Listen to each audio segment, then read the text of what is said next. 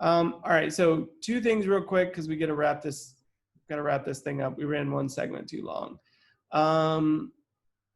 What was your favorite scene of the movie? We'll do rapid fire here. Okay, my favorite scene was the scene where I mentioned where Buck was where I guess he's not first introduced, but he does that little monologue about his wife and they're first traveling on the stagecoach. And you kind of get introduced to each individual character as they're getting, and I like that whole sequence because you kind of get a little peek into some of these individuals that's going to be on this journey and how they're going to be like communicating with each other on this journey.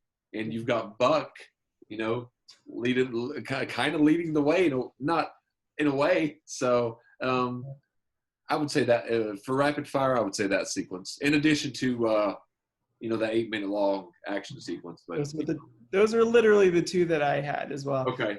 So I'm just going to stick with them and just kind of piggyback on what you said. Is the writing of that first scene when they get up there, they tell you the story without actually telling you the story. They do a really good job of exposition without. It's kind of like that scene in Tootsie with Michael and his agent. They tell you so much there without actually telling you any, without like vomiting it out. It's hard to do that. And I when I was doing the script writing class early on, I wasn't criticized, but I was told, I was leaving part of that out. So they did that really well in the movie in Stagecoach. Phenomenal. What's your final thoughts on this movie? Well, I was looking at the budget, $500,000. Couldn't make that movie for $500,000 today. No, it made 1.1 million and it made a profit of 292,600. Okay. I just say that because it looked like it cost more than $500,000. I thought it was big. I thought it was fun. I thought everyone did a great job. I thought the music was well done. The score, it aided. I thought, like we mentioned earlier, I thought everyone had a small character arc, but it pushed the movie forward. And I think I can see, because John Wayne wasn't a huge star at this time, I don't think, was he? Mm-hmm. This was his breakout.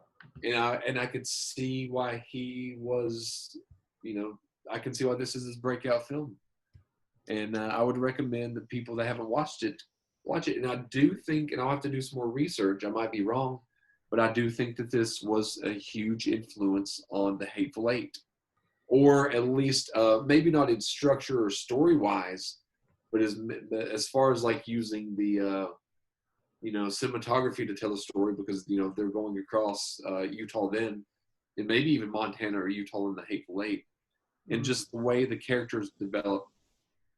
Although I did really appreciate that Stagecoach was only 96 minutes, I think. Mm-hmm. So I did appreciate that as well. I was looking, the annual inflation would be about $9.2 million now. Okay. Which maybe you could do that without big names. Right. $10 million, but even then it'd still be pretty difficult.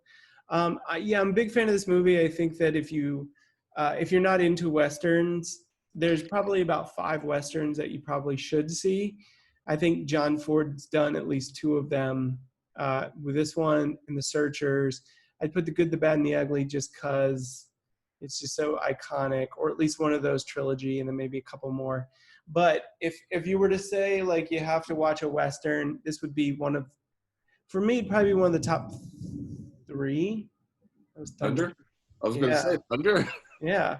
It would be one of the top 3 that I would recommend. But I think it's a phenomenal movie, and it's definitely worth a watch. And again, it's one of the best of genres, I think. So if you don't like Westerns, this one's a one for you. You'll like this one because it's just a good movie. Yeah, it is a good movie with a lot of good performances also. Yep. So that's going to do it for this episode of Adam and Jake on the movies. Next week we'll be back. Do we have a movie? I picked this one. So do you want to pick one now, or do you want to? No, I have one in mind. I've never seen it all the way. I've seen it all the way through once, but not all at one time.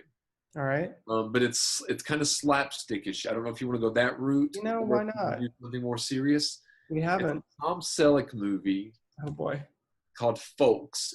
Folks. Folks. Folks. Okay. See, read about that. See if you'd be interested in that. If not, we can choose something else. Let's just go with it for now, and then if we make an audible later, let's Okay. make an audible. You know. All right, so we'll be back hopefully next week, where we're going to talk about Folks with Tom Selleck. So make sure to stick around for that. Mustacheless. I was gonna say, should we both grow mustache? I'll have one. I'm just not going to. Well, see, he doesn't have one in that movie, Folks. It's gone.